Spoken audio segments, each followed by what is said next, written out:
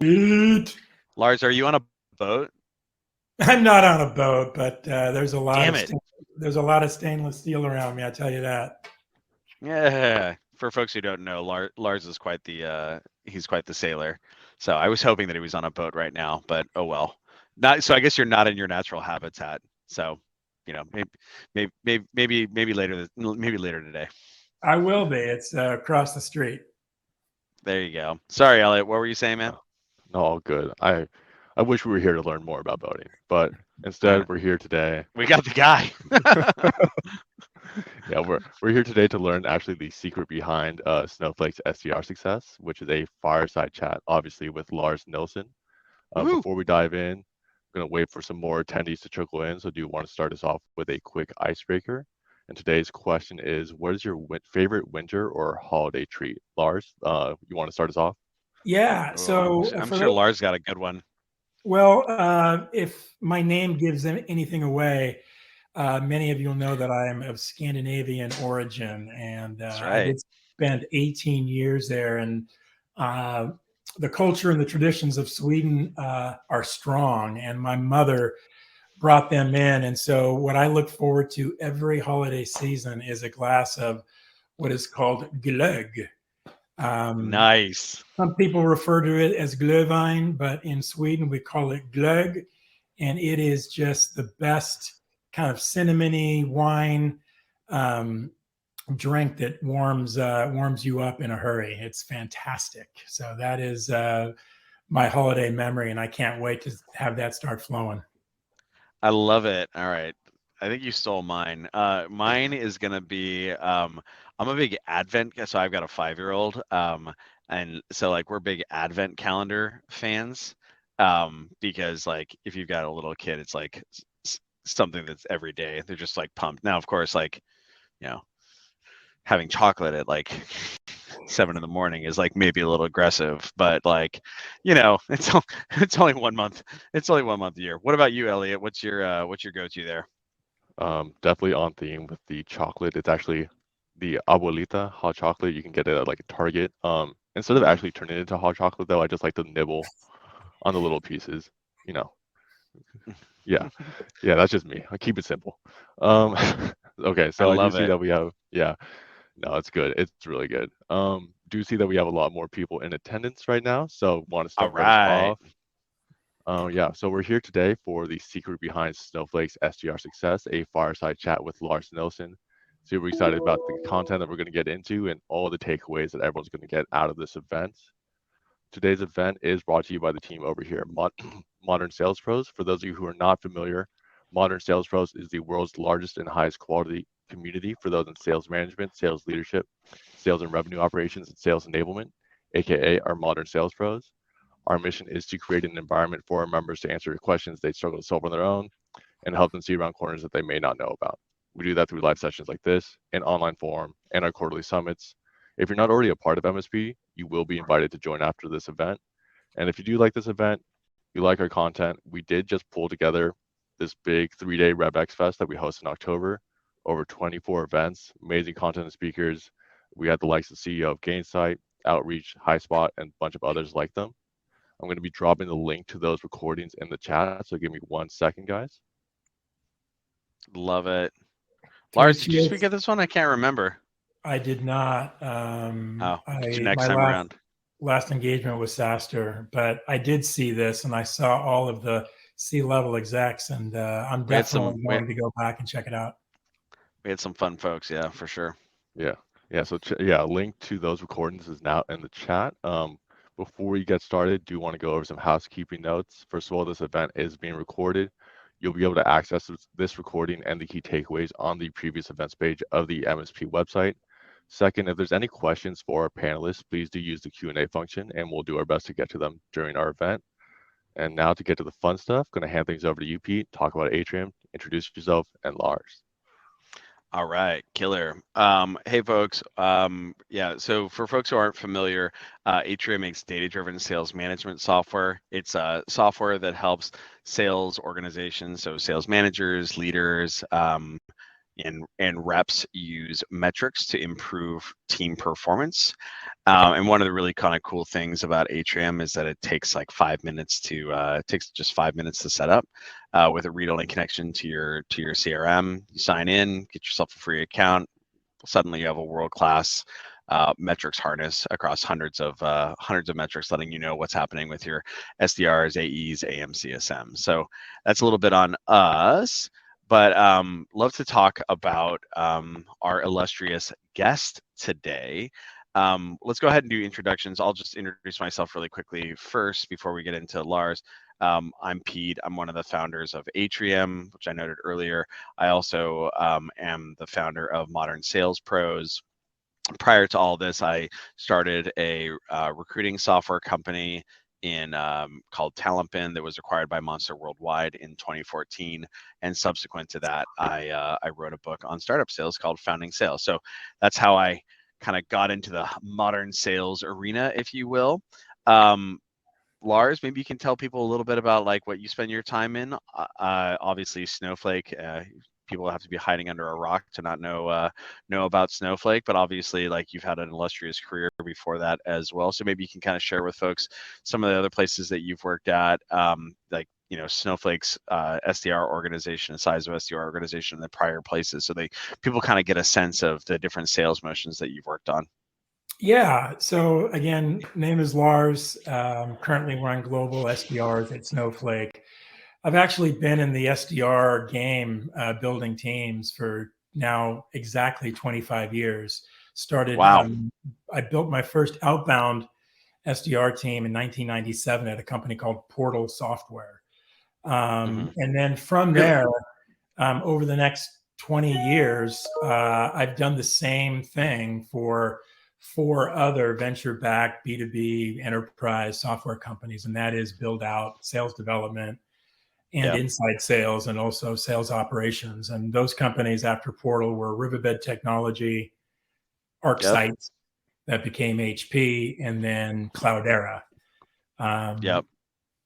In between 2 of those companies, I started my own independent consultancy called SalesSource, but did the same thing, went into earlier stage companies and helped them build out their SDR teams, or I got involved in much bigger companies to help turn around maybe a false start on an SDR motion.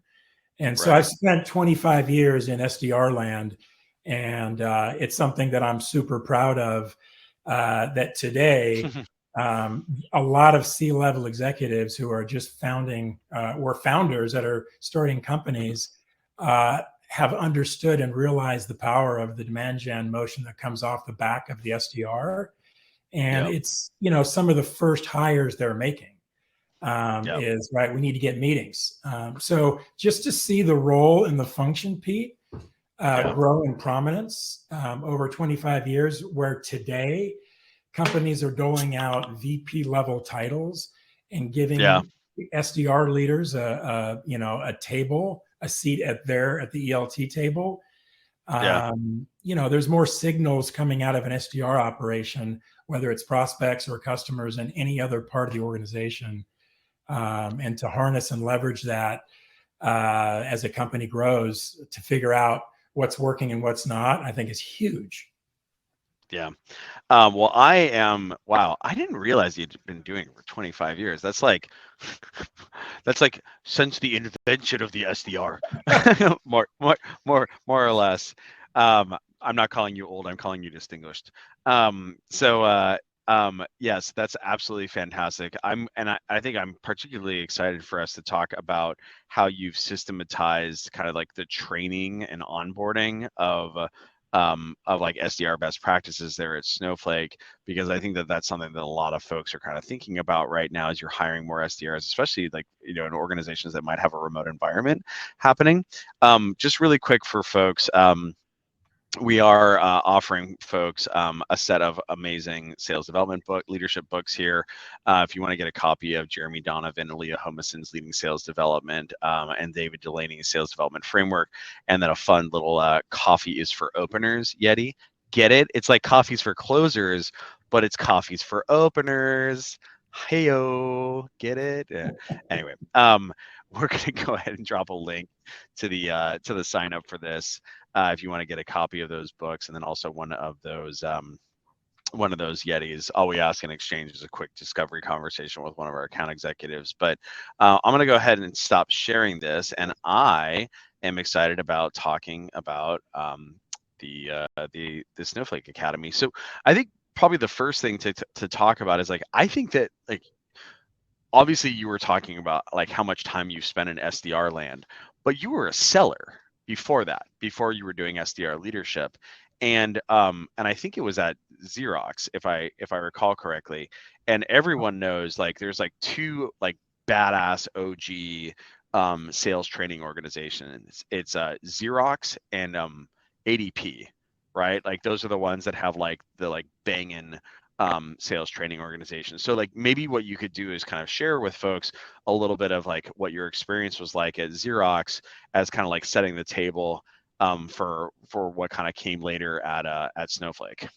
Yeah, I'd be happy to. And that's where the inspiration absolutely for the Snowflake Sales Development Academy came from. I graduated in 1988 from University of California at Santa Barbara. I went through on-campus interviews, and I was resolute. I wanted a job with either Xerox or IBM at the time, because at the time, in the 70s and in the 80s, those two companies, and yes, ADP eventually came on the scene.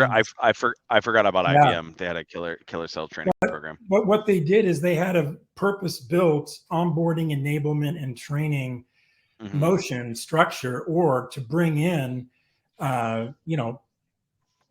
young people like me that were coming out of college that had nothing but, bright eyes and bushy tails and wanted to learn. They understood that they had to teach us how to sell, how to negotiate, how to handle objections, how to present, how to close. And all they wanted in return was someone that had fire in the belly, that was going to go out into their, patch, into their, and I had 3 zip codes with a great attitude and willing to knock on doors and sell copiers, fax machines. What was your original? What was your typewriters? Jesus. Yeah. What was your original patch? It was 3 zip codes in Southern California: Redondo Beach, Hermosa Beach, and Manhattan Beach, which is interesting because that's pretty sweet. Like little, it's out there, man. Well, I guess it's mostly residential, but. Well, it's Spartan. But I would go out and try to find office buildings where I could go literally door to door and try to get a hold of an office manager and start to have the conversation about their copier. But anyway, right, I was always the first one into my territory and the last one to leave. I was young in my career. I didn't have a family, anyone to take care of. I spent, I learned it from my dad: first one in, last one out. But what I will never forget, and which still guides me today, is everything that Xerox put into me. They not only gave me an onboarding experience, and again, mine lasted 6 to 12 months before I was allowed in my territory to sell.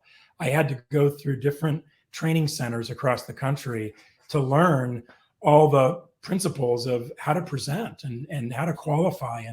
And once you got into negotiation, like, we had to go into courses in different centers, like in Dallas and in Virginia and in Chicago and in Los Angeles, and do all this stuff.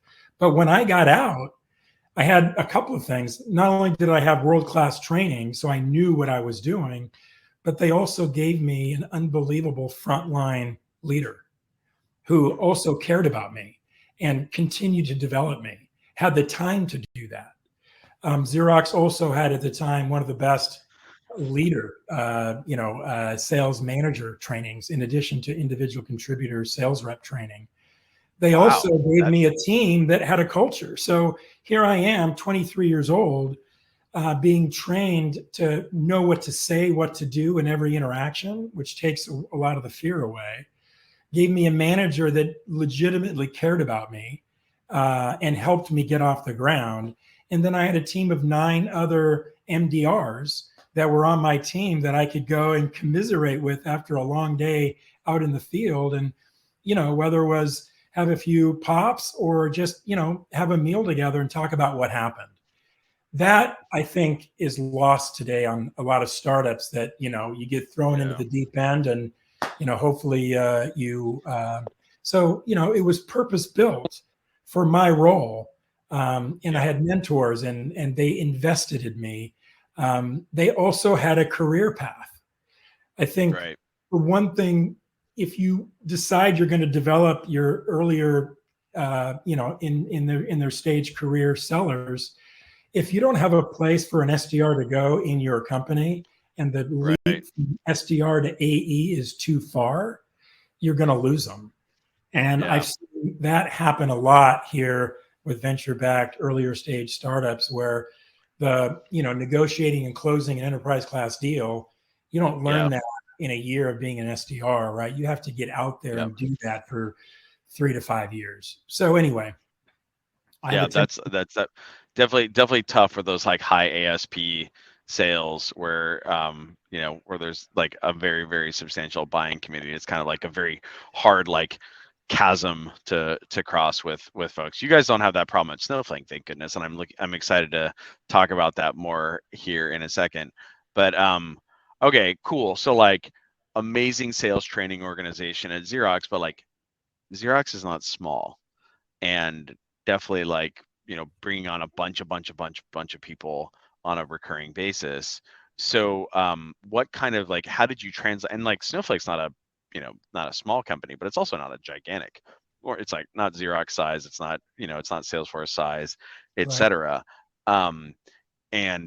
So how did you kind of like, what inspired taking that and then saying, hey, maybe we can do that over here at Snowflake? Because like right now I think you guys are at like 200-ish SDRs or so.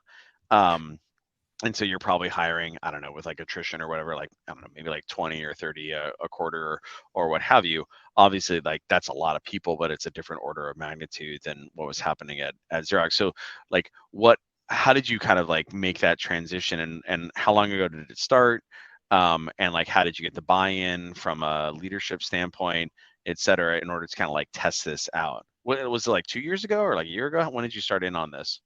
Well, yeah, I mean, right when I came 2 years ago, and I'm just gonna go here and put power on my computer so I don't lose you.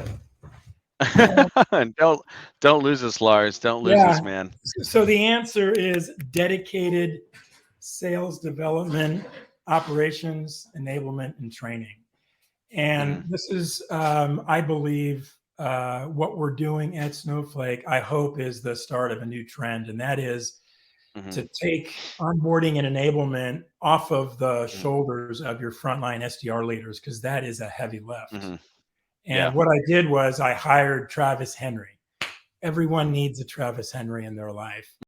And what he's done for Snowflake is he has built a standalone, purpose-built organization called Sales Development, Operations, Enablement, and Training. And so, interesting.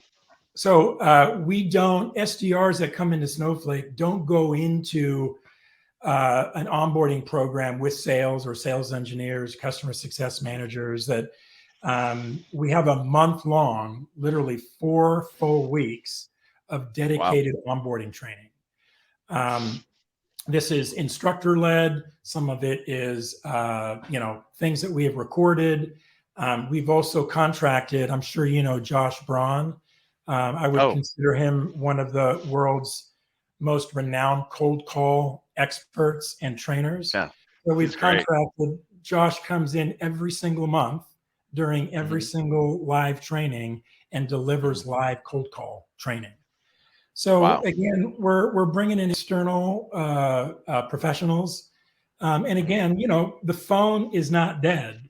We keep going back and forth over the different channels that an SDR organization can use to go outbound, and we have sending platforms now, and social is picked up a little bit, video, but phone and email consistently vie for the top reasons why we get meetings across the line. And so as we forge into different geographies and different industries. Josh is there for us every month, getting in front of every single new hire, making sure they understand the tenets of what makes up a really good kind of cold outreach, cold call methodology.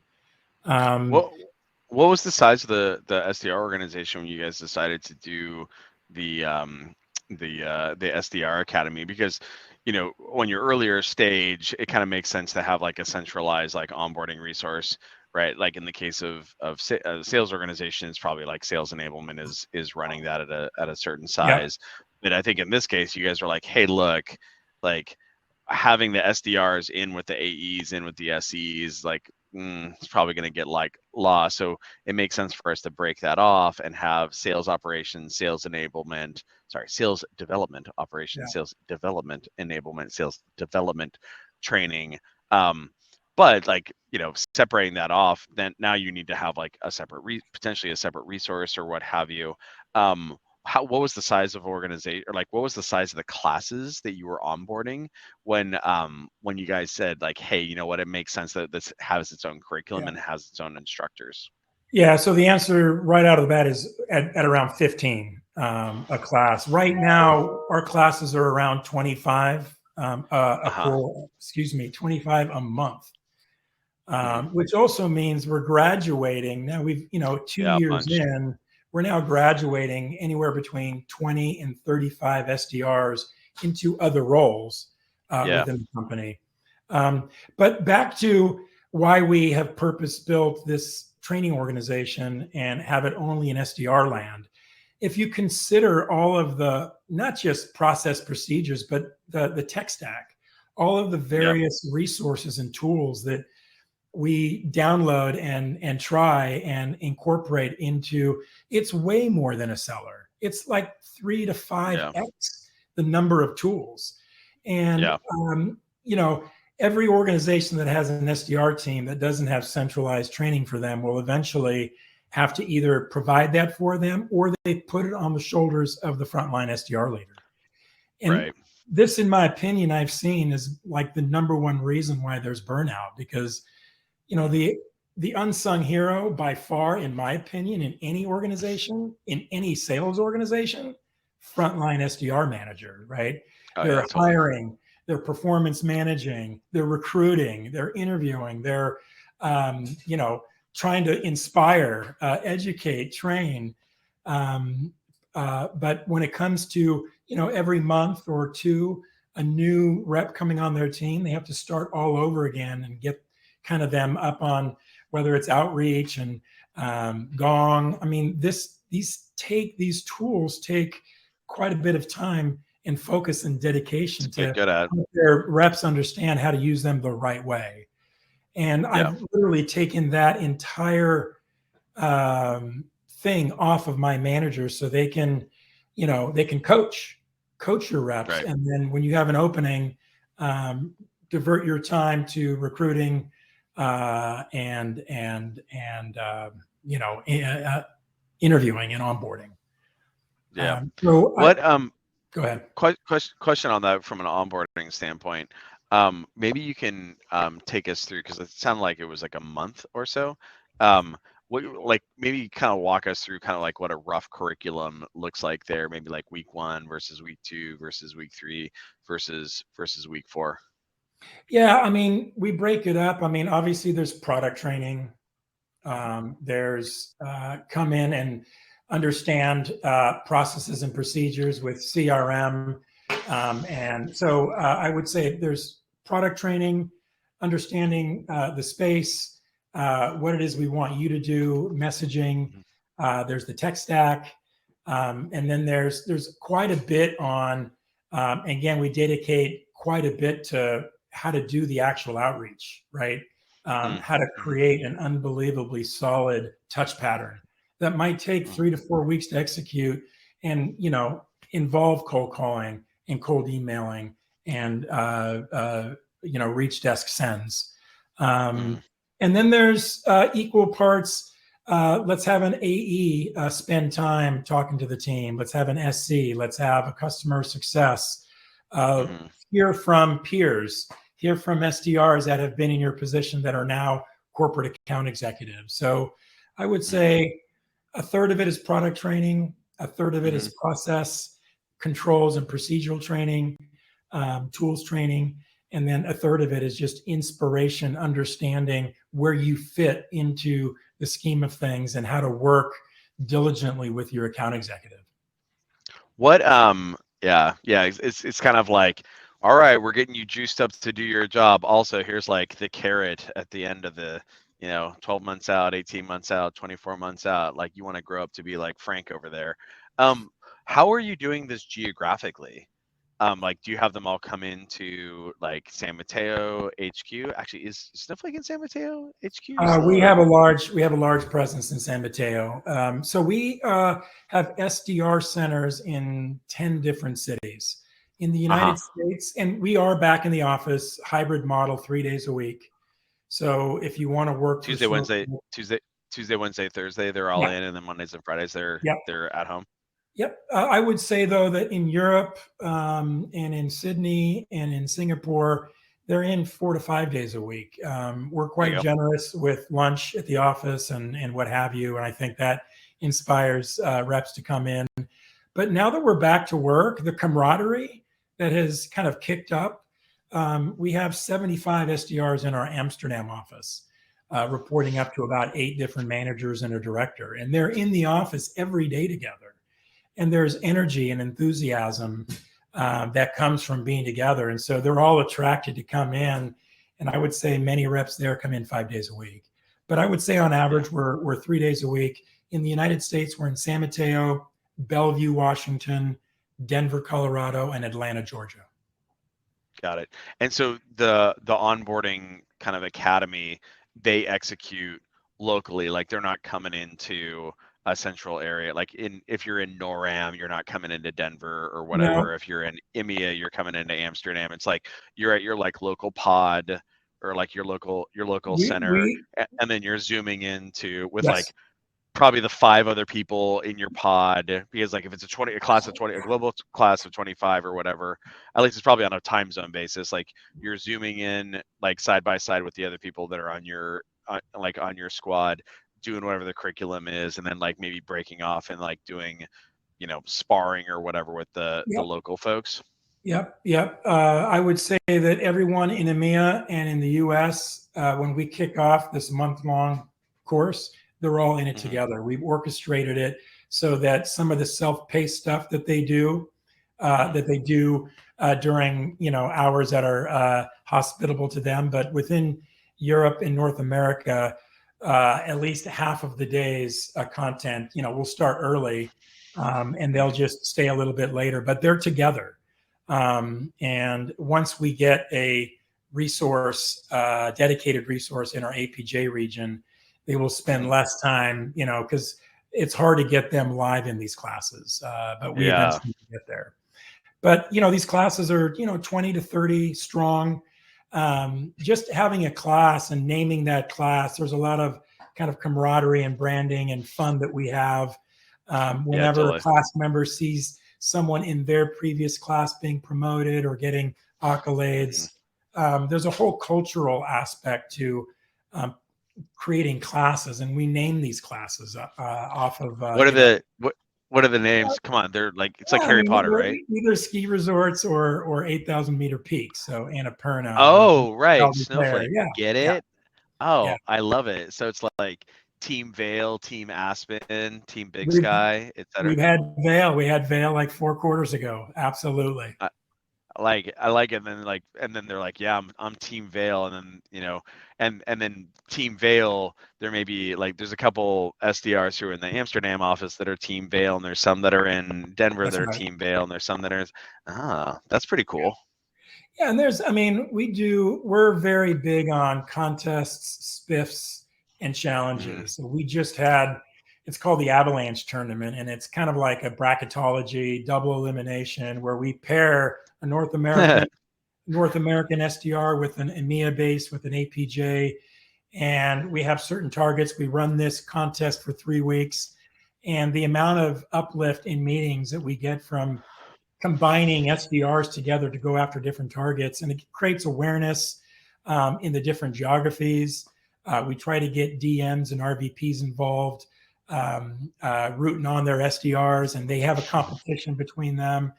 So again, anything you can do to elevate the role, the visibility of what the SDR does, because I don't think there's an AE out there that hasn't at least either gone through the role of an SDR or had either a good, bad, or ugly SDR, and they realize themselves what a hard role this is. And the only thing we ask in SDR land is that the AEs and the frontline sales leaders understand the role and help us continue to develop it and nurture it and bring it in.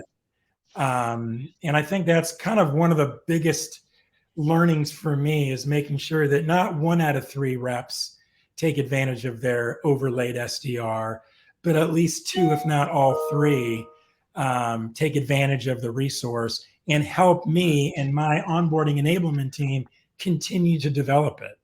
I want my SDRs to want to be like an account executive, but we all know that the AEs aren't, they're not created equally. And some of them do get it and will spend the time. Others can't be bothered and they ghost them on their weekly meetings. And anyway, I think a lot of awareness, I'm trying to create a lot of awareness about the importance of that relationship.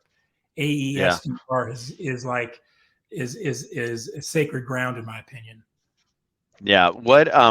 So maybe you can share a little bit more around the collegiality stuff, because I think that that's something that we all could probably do a better job of, especially coming out of a couple of years of weird kind of quasi hybrid, remote, et cetera, which I think really negatively impacts the ability to form strong cohesive relationships.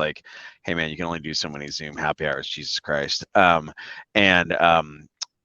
maybe you can talk a little bit about how you guys facilitate that in the academy, such that folks can kind of understand oh, okay, maybe we could do that outside of an academy or what have you, aside from just the core curriculum and some of the contests. Are there other things that you guys do to engender that collegiality?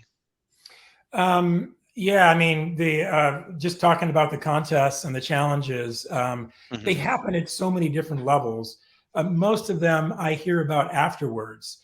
We'll have individual members of one SDR team in the US challenge another SDR team in Europe. Love it. In a way to get to know each other. Head to head. Yeah, head to head. But then, at the end of the week, day or month, they'll have kind of a happy hour Zoom, and they'll get to know each other and they'll share best practices. We do, right, with 232 SDRs, we have, moments of brilliance and then, the agony of defeat. And the one thing that we fostered here is energy in sharing both our successes and our failures. We have something called a Hall of Fame in our kind of internal wiki, and things that go on there. If there's also kind of this funny Hall of Shame for SDR, don't mind. We have Gong and we have Outreach, and we'll have a Hall of Fame for here is the sequence that got the most replies in the history of all outreach sequences. Here's one that got the most opens based on subject line. So we'll have these Hall of Fame submissions, and it's very prideful for an SDR. I have 2. We'll have some of because we have Gong now, here's the best recorded cold call or the top 5. I think it's way better instead of throwing an SDR on a rookie court and listening to one of their peers go through a 2-hour call session and get 1 connect. Here are 5 of the best cold call intros that we've ever had in SDR land. And by the way, here are some of the most epic, funny failures that SDRs felt comfortable enough putting forward so they could see, because it's going to happen to everyone, right? Their tongue gets tied. Yeah, you gotta have.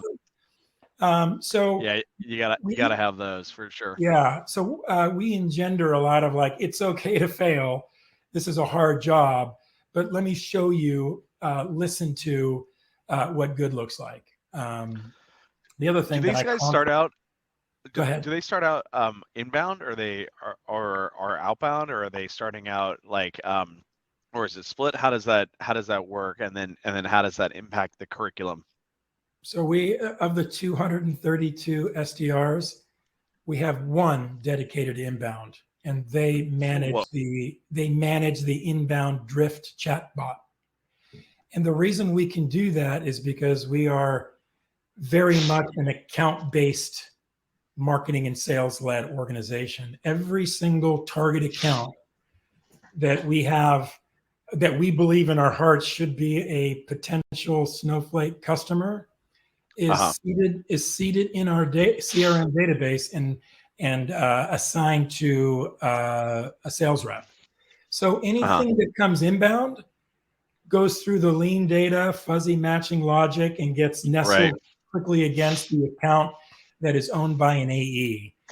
In addition to the AE getting the ping, the laid over SDR gets the same ping, and they can very quickly decide together who's going to follow up.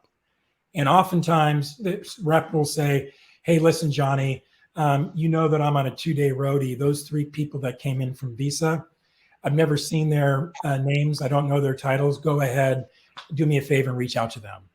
Or, Jenny might say, you know what, Johnny, I'm in the middle of an upsell. I know those 3 people. I was the one who invited them to that webinar. I got this. I don't have to do anything. But there's a closed loop process that is created by this inbound lead to account matching that creates a much closer connection between the AE and the SDR, so they don't cross lines of communication and they don't double dip. I love it. So I mean, that must be like pretty helpful from a consistency of training standpoint. It's like, hey, look, we're all going to be outbound, and if something comes in, we can tackle it, but like, everybody has the same role. Everybody's on the, we all know that we're all like, banging the phones against the same the same group of targets. Okay. Well, so I guess one of my questions would be, like, you guys are currently at, what did you say, 250 SDRs or what have you? Obviously, like, Snowflake is a growing rapidly company. I imagine the SDR organization is growing as well. How, like, what is the kind of the future version of the academy going to look like? What are the things that you guys are going to be changing in the coming quarters, the coming months, what have you? I have a dream, Pete. Oh God. I have a dream. So for those that are 10 years in either direction of my age, which is 56, you will have heard and know about both IBM and Xerox sales training. The cool thing about the Xerox sales training is it got so good and so well known, they actually decided to white label it, and they allowed all other companies to send their reps through it. I remember going to the Leesburg International Xerox Training Center and being in classes with other people at other companies. So I have this dream in my mind that, maybe in a few years, the Snowflake Sales Development Academy isn't purpose-built for incoming SDRs that we train how to become a great SDR for Snowflake, but that I can open up the academy to externals and provide the very best onboarding. Vendition, SV Academy, Memory Blue, and there's a long list of other companies that are, providing these apprenticeships and training scenarios. And I've used all of them, and they're great. But with some of the things that I'm doing, the Josh Braun angle has been a massive uplift in just contracting with externally, globally renowned trainers that get the role, that understand the pain of not knowing how to cold call. And, I've got 22 frontline SDR leaders and 5 second line directors, and everyone has a slightly different take on the best methodology around cold calling. I decided, and some of them, haven't done cold calling for years. So I decided to take that out and just put in the very best the world has to offer in Right. To training my systematize it. reps on how to cold call. Yeah. I love it. What I love it. I have a dream. I like your dream, Lars. So one thing I think that's like top of mind for a lot of folks is, and it sounds like one of the ways that you guys have solved this is you just have your, you know, your office pods. But the notion of like remote SDR management, whether it's hybrid or like full remote, how have you guys approached that? And maybe that's actually changed over time, because it sounds like what I heard earlier is like the SDRs, at least in North America, they're in the office 3 days a week, and in EMEA, they're in the office like 5 days a week, or like APJ, Yeah. they're in the office 5 days a week. I'm a big fan of that approach, because just like the learning loops, like the rapidity of learning is very difficult. Like anytime you have like, you know, elongated time offset between like an action and when it needs to be like coached on or corrected or what have you, like it's just like a recipe for disaster. Like it slows down the pace of learning. How have you guys contended with that?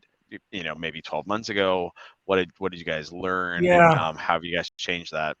Well, so, and I know this is publicly available information. So Snowflake, we actually, before the pandemic hit, we had spent quite a bit of money on real estate globally to Right. house our employees. And then the Right. world went remote.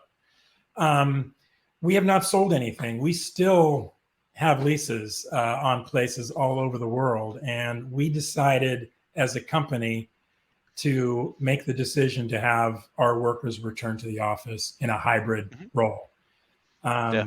And what I decided for my teams in Sydney and in Singapore and in Mumbai, Amsterdam, Bellevue, all of our 10 offices, is that we would come back 3 days a week. And so we have offices.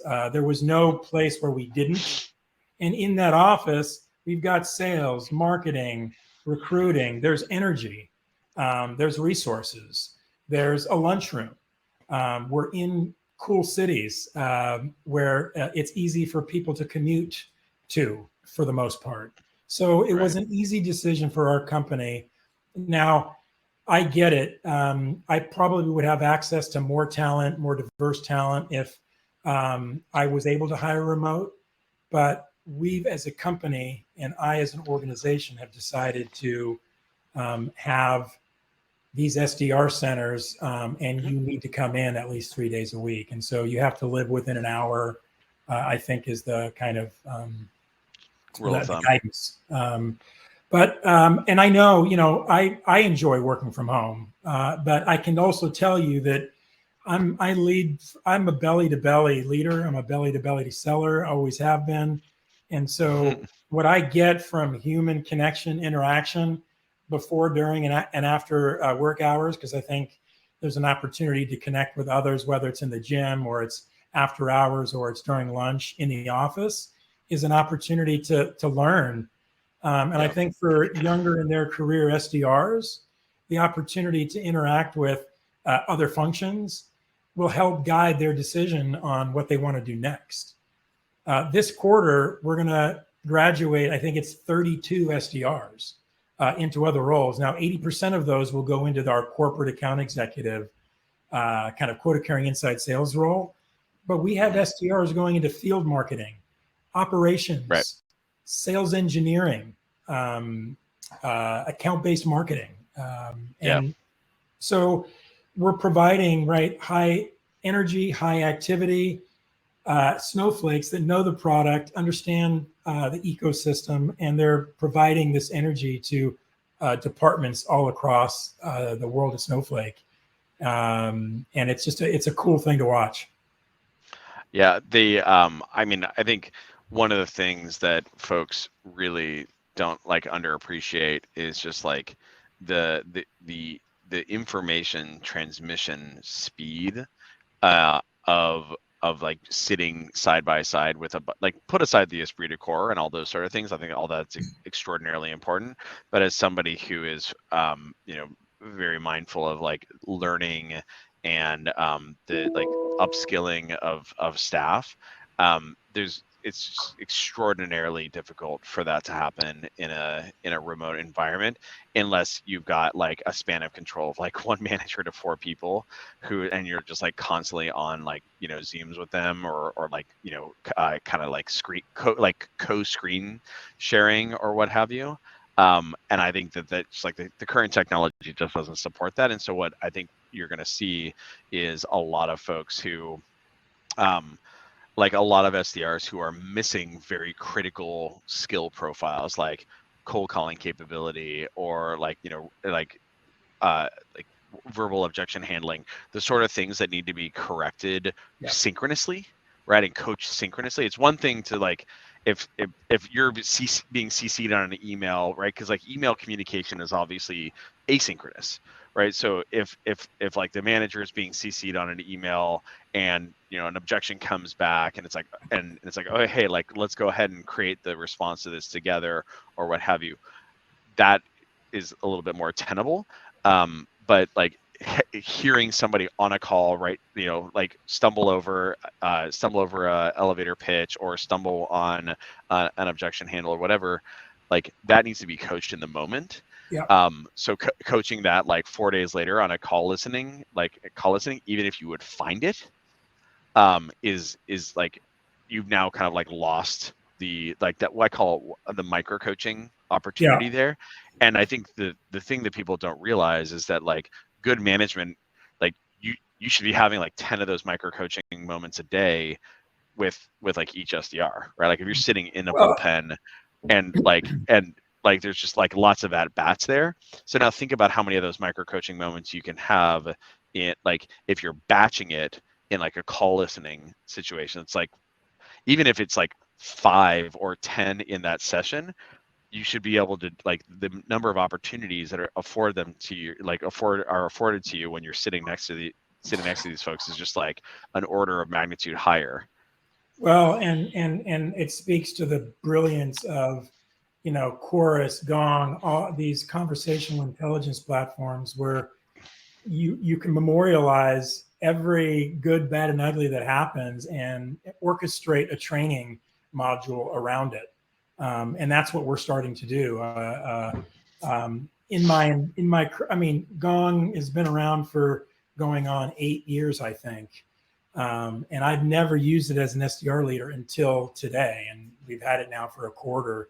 And the training around objection handling, around opening, around closing, around talking through competition, staying away from certain topics, because they all present themselves every day in conversations. And the cool thing for me is at the end of every day, if you count up the number of touch points 232 SDRs have on dials, on connects, on sends, on opens, on replies, so, I mean, we're not talking hundreds or thousands. We're talking tens of thousands.